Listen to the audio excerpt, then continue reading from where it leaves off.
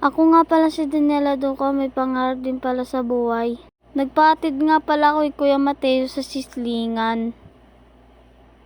Ito na nga pala.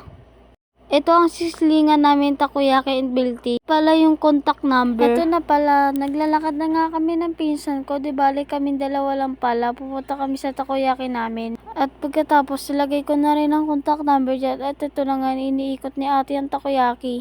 At ito nga, bago pala kami pupunta kami sa simbahan. At ito na nga, naglalakad kami ng dalawa ng pinsan ko. Nandito na rin kami sa simbahan.